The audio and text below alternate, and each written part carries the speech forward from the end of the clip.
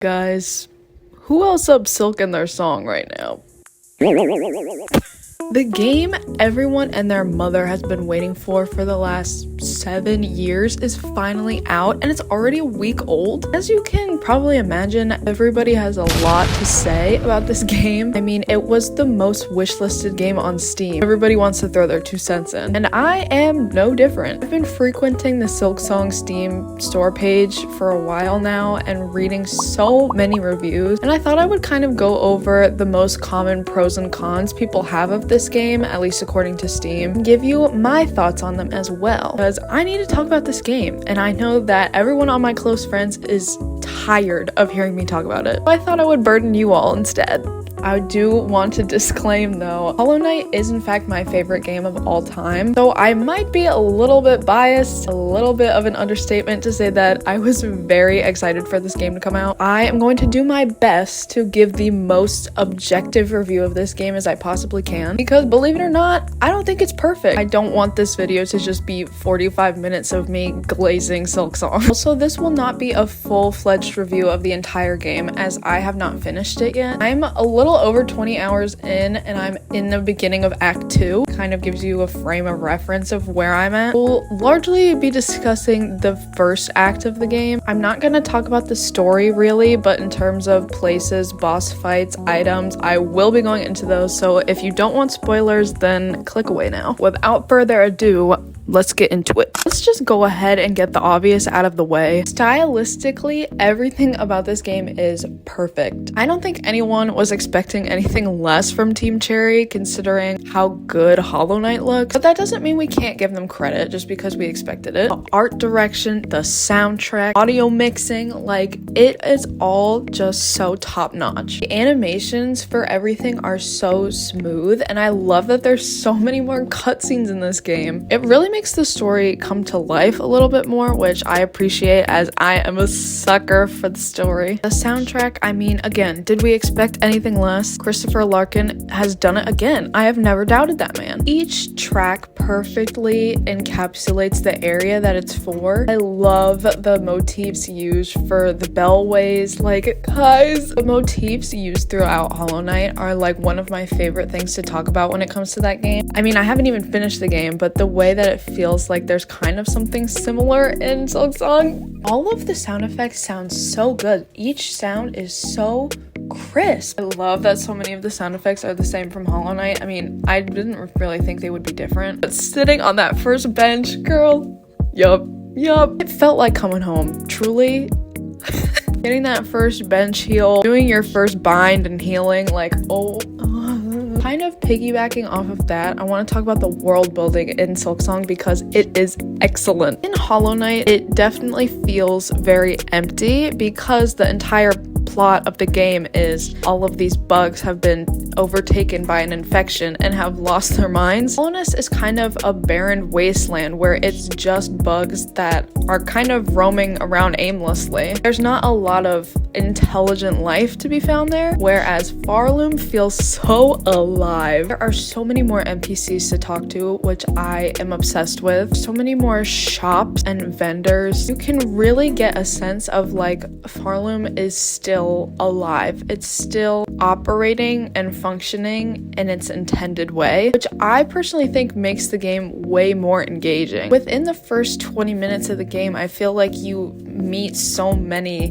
bugs that actually like have a personality and aren't always trying to kill you. That I think is one of the things I love most about this game. It keeps me wanting to play. I don't want to put my controller down because I don't know what NPC I'm going to run into next. I don't know what little bit of story I'm going to get from them. I feel like this aspect really enhances the early game of SILKSONG. In my opinion, the beginning of Hollow Knight is very slow, which I think is fair to say. You're not really meeting that many bugs. Forgotten Crossroads are boring. I'm sorry. You move so slowly. It feels like time drags on forever. I first played Hollow Knight, I kind of gave up during the Forgotten Crossroads and didn't touch the game again for months. Whereas in SILKSONG, the early phases of the game move so much faster and feel so much more engaging for the player. Another thing I really love about the world building too is that it definitely feels Hollow Knight adjacent, obviously, because it's in the same universe, but it doesn't feel like I'm just in an hidden, unexplored part of Hallownest. It really does feel like I'm in Farloom. I'm in a completely new kingdom that I've never been in before. Just from the architecture alone, the bugs, types, and styles, currency, the economy, it just feels like it has its own culture. I think makes it really exciting. Obviously, there's staple things like a Hollow Knight bench or their own version of the Stagways that makes it feel nostalgic and easy to connect with, but it's new enough and exciting enough that I never get bored. I never get tired of it. Every area in this game feels so unique and exciting. It never feels like I'm going through the same area twice. You could never mix up Greymoor, Hunter's March, Deep Docks. Like, each one is so unique and it has its own character. And again, this is something that the first Hollow Knight game does really well, but I think, you know, again, we gotta give credit where credit is due. And also the fact that there is an entire new onslaught of enemies and NPCs that have their own style but still feel so true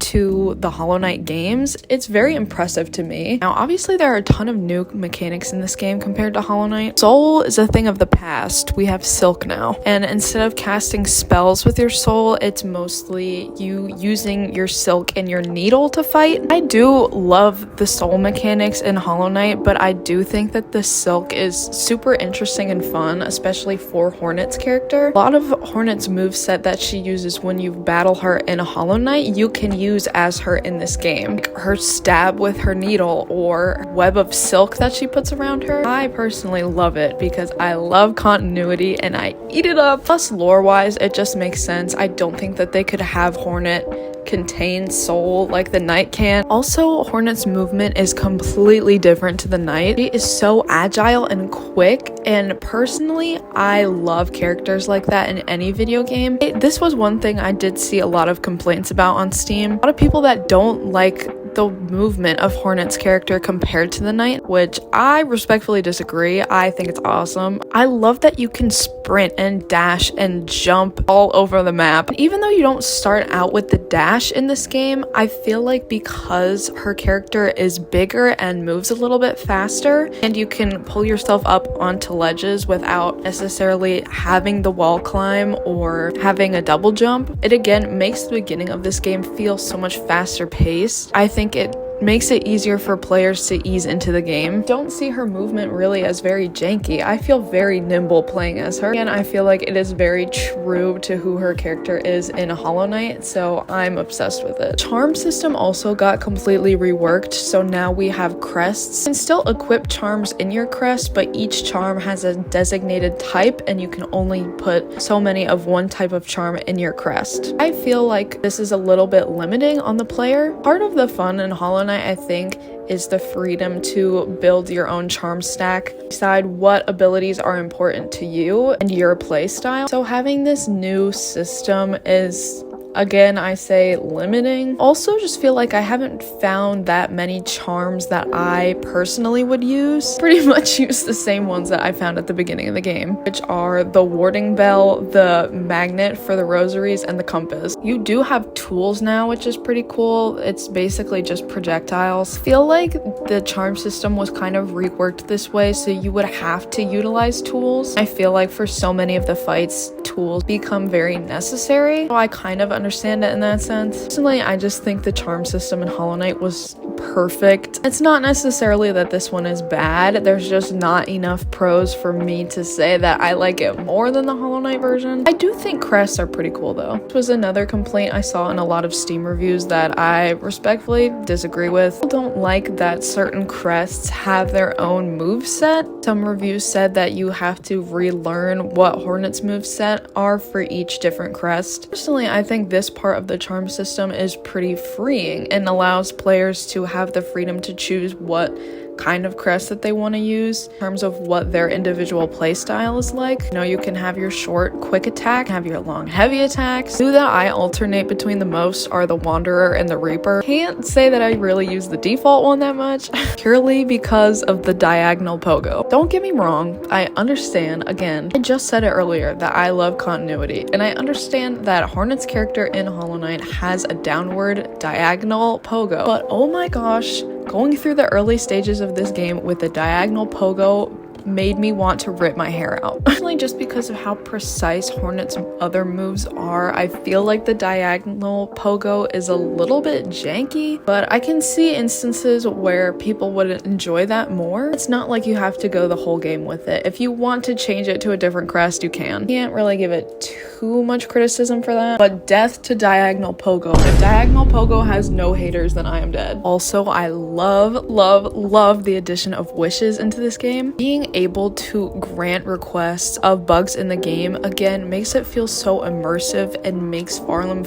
feel so alive, that these bugs are intelligent and they have the capability to have wants and needs that need to be fulfilled. I am so grateful that there is a separate tab in the menu for wishes specifically. I absolutely have the memory of a goldfish, so the fact that I can look back and see not only what wishes I said I was going to do, but what exactly I need to do to get them done is a lifesaver, especially in a game as big as SILKSONG, because there are so many moving parts. I'm constantly forgetting what wishes I granted. What area was I just in? What NPC did I just talk to? What was the item I was just gonna buy? That like one simple addition makes the quality of life in this game just so much easier. Otherwise, I swear SILKSONG wiki would be seeing me every single day. Speaking of wishes, I will keep my promise. This will not just be a SILKSONG glaze fest, guys. Let's discuss some of the most common negatives I saw on Steam reviews. I think the biggest consensus is, oh my god, this game is hard, which isn't anything new. When Hollow Knight came out first especially, it was known for being a difficult game, so I didn't walk into SILKSONG thinking it was gonna be a cakewalk. Lord have mercy. I understand that part of this is a user error and that I just need to get better at the game. Some of the early bosses and the early just common enemies in this game are so much more difficult. Personally, I see no reason why the Bell Beast needs to be dealing double damage to me. I mean, that's just one bug's opinion. I was honestly especially surprised at how difficult some of the regular enemies are. Why is every enemy flying? Why is everyone throwing a projectile at me? Or both? I saw a TikTok comment point out that bugs in this game are more intelligent than the ones in Hollow Knight because they haven't been infected by the Radiance, so obviously they're going to be a little bit smarter about how they're fighting, which, I mean, I can understand, but also it gets to a point. I've seen a couple people point out, well, SILKSONG was supposed to be a Hollow Knight DLC, and I understand, but it's not. SILKSONG is in fact its own game. If it was just a Hollow Knight DLC that was meant to be played after beating Hollow Knight, it makes sense why it would be this difficult. It makes sense why only Hollow Knight veterans would be capable of playing this game, but fortunately it is in fact its own game. This one Steam review I saw sums up my thoughts pretty well, I think. It begins at the difficulty that Hollow Knight ended at, except you're not playing a well-equipped character with nail upgrades, extra masks, and a multitude of charms. A basic character with 5 masks and a broken down slash fighting enemies who do double damage. And I would have to agree. SILKSONG is its own beast, and you're starting at ground zero with a completely new character that you don't know how the moveset works, you don't have any items whatsoever, you have no nail upgrades, you have the bare minimum for everything, and you're expected to play at an even more difficult level than Hollow Knight. I feel like this can be a big deterrent for newer players, or maybe for people who played Hollow Knight but haven't touched it in 7 years. Hollow Knight has a very good way of gradually easing the player into the difficulty, whereas this one just kind of throws you in the deep end, no lifeline. It's not to say that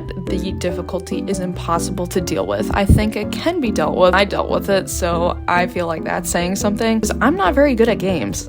But that difficulty combined with some of the other complaints that people have about this game just makes the overall experience a little bit more frustrating and not as much fun. Also, the double damage thing is definitely the thing I saw the most reading Steam reviews. It definitely makes sense why there's bosses that deal double damage. It makes sense that later game bosses would deal that much damage to you. Have that be the case for almost every single boss feels like they were trying to make it artificially difficult. I would much rather play a boss fight that is more complex, harder to master, just because of that boss's moveset, more than the fact that I'm dying because I get hit twice. I can see both sides of it though. In SILKSONG, you can heal so much faster and a bigger quantity of masks at a time as opposed to Hollow Knight. You can heal up to 3 masks in one go, and not to mention you can heal in mid-air, which is a lifesaver. So it makes sense why so many of the bosses would do double damage, but I think using or relying on bosses doing double damage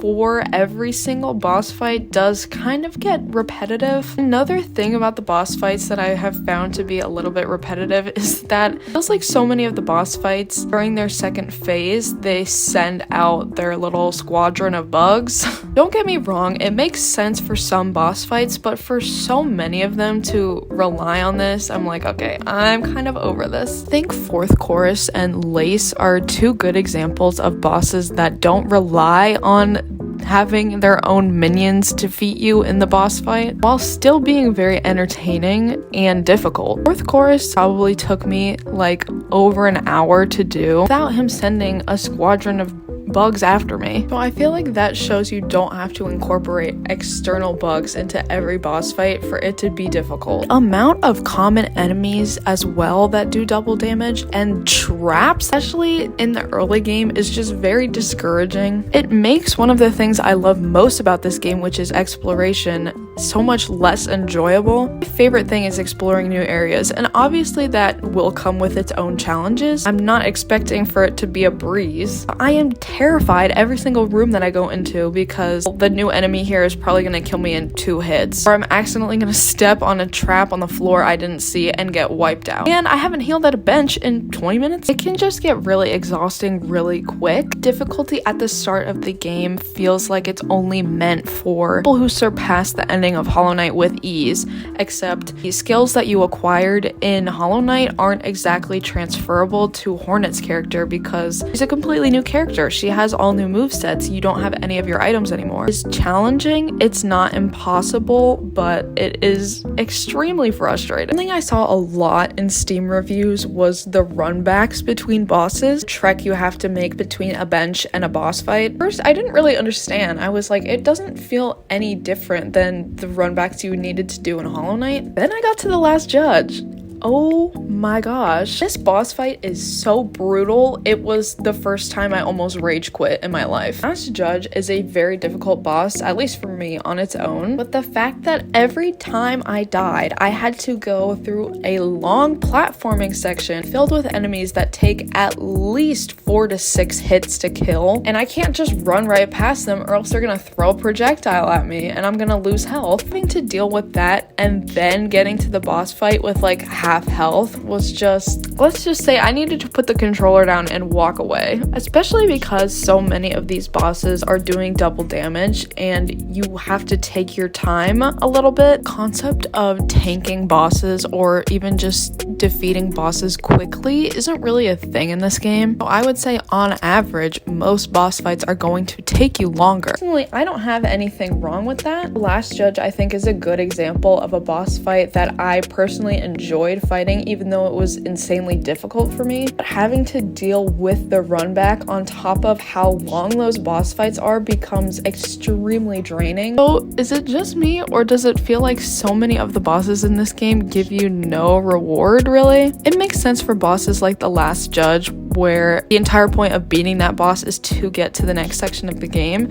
So it makes sense that you're not necessarily getting tangible reward from it. For some of the other bosses, I feel like you need good rewards to compensate for your hard work and to motivate you to keep going. I don't want another metal shard. Where is my mask fragment? Where is my pile of rosaries? Rosaries are another thing, don't even get me started. Rosaries are so scarce in this game, which is why I say the magnetic charm is absolutely essential. I cannot play without that thing. I've seen multiple people say that in the later areas of the game, it does become a little bit better. More enemies are dropping rosaries and dropping more of them. In the early game, especially because exploration is so important, I feel like the amount of rosaries that are accessible needs to be increased. I've been traversing in this new area for 30 minutes. I've beaten every bug along the path and only 2 of them have given me rosaries. Then I finally get to a bench to heal and it cost me like 60 and I have 4. I feel like this is something that can just easily be fixed by having more common enemies drop rosaries, at least decreasing the value of some items and benches and bellways. I did see yesterday they released a patch that decreases the number of rosaries needed for some benches and bellways slightly. Hopefully that fixes the issue a little bit, but I fear it might take some more fixing than just that. It's not like there weren't times in Hollow Knight that I wasn't broke. Of course there were times that I had to grind for Geo. In the first act, at least, of this game, I feel like I am constantly broke, which maybe that's just a skill issue, I don't know, but I've seen a lot of people complain about how imbalanced the rosary economy feels. But again, I just feel like the lack of rosaries makes exploration, which is one of the key points in this game,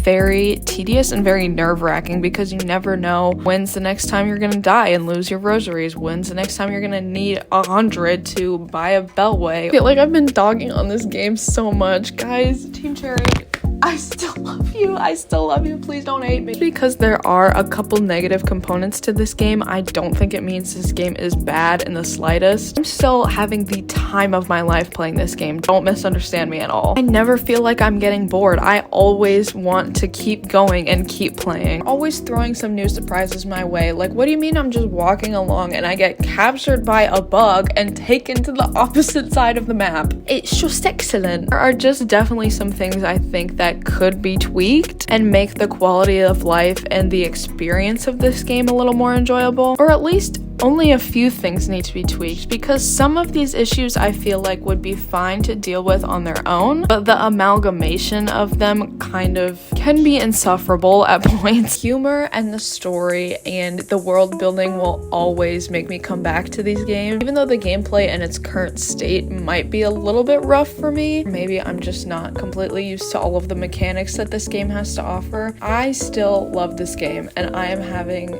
a blast, and I think most people are too. Despite its hardships, those are the types of things that bring everybody in the Hollow Knight community together. It's so heartwarming to know that I was not the only one stuck on the Savage Beastfly fight for hours. But yeah, there's so much to love, so much to appreciate, and I'm so excited to keep playing. I said this couldn't ever be a full-fledged review as of right now because I'm not done with this game. I don't even feel like I'm halfway through. There's still so much for me to explore. But at least in the game's current state and in my current state of gameplay, I wanted to kind of make a little review or share what my thoughts were. Again, I've been waiting 5 years for this game to come out, so I have been dying to talk about it. Please let me know what your guys' thoughts are on this game. Do you love the new bugs? Do you like the story? Do you hate the crest? Who's your favorite boss? Did Hornet Cloakless give you a jump scare like it did for me? Please feel free to share your thoughts with me. And if you liked hearing me ramble, consider liking